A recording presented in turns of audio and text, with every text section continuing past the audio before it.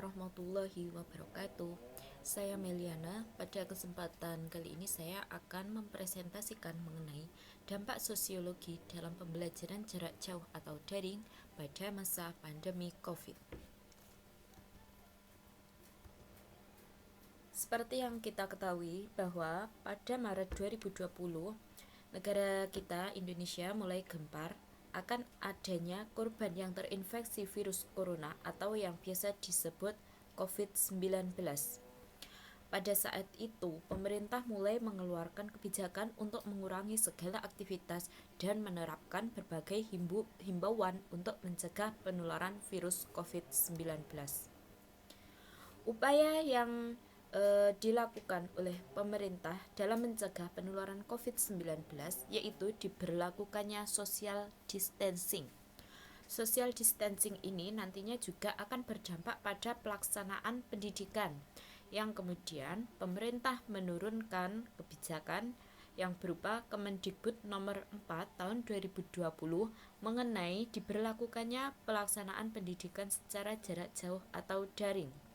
Sistem yang digunakan dalam pembelajaran ini yaitu e-learning yang memanfaatkan teknologi dan internet sebagai media pembelajarannya.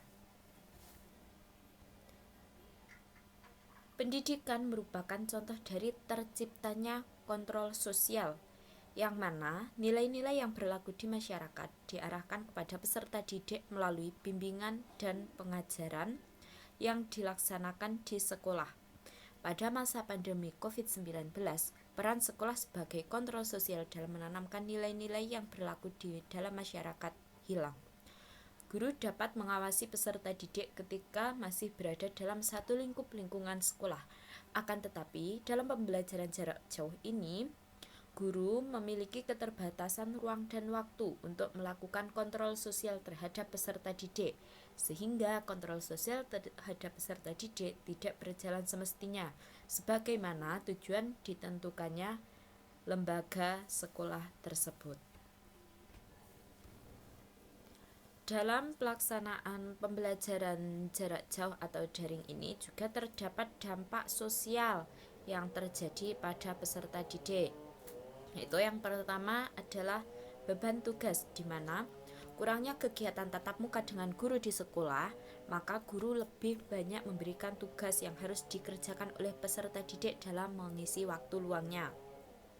Peserta didik pun merasa terbebani akan hal tersebut dikarenakan tidak diberikan materi secara langsung dan langsung mengerjakan tugas yang banyak.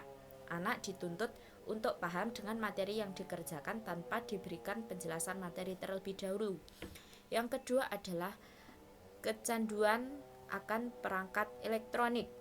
Pembelajaran jarak jauh atau daring dalam pelaksanaannya menggunakan teknologi yang tidak terlepas dengan perangkat elektronik seperti laptop, handphone, dan perangkat lainnya.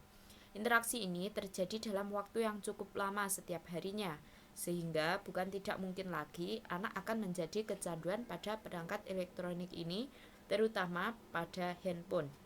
Dan yang lebih parahnya lagi dari dampak ini yaitu adalah antisosial, yang mana berkurangnya interaksi antara anak didik itu dengan orang lain maupun dengan lingkungannya dan juga dengan guru dan teman-teman sejawatnya di sekolah.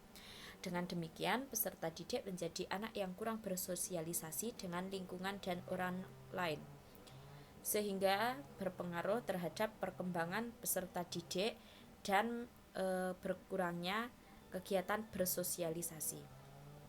Dampak negatif yang terjadi ini juga akan berpengaruh terhadap perkembangan kognitif pada peserta didik, karena bisa menimbulkan kejenuhan dalam belajar. Pembelajaran jarak jauh atau daring menyebabkan peserta didik kurang kreatif, pasif, dan tidak produktif, sehingga menjadikan peserta didik mengalami stres. Sekian dari saya, terima kasih. Akhiran, Assalamualaikum warahmatullahi wabarakatuh.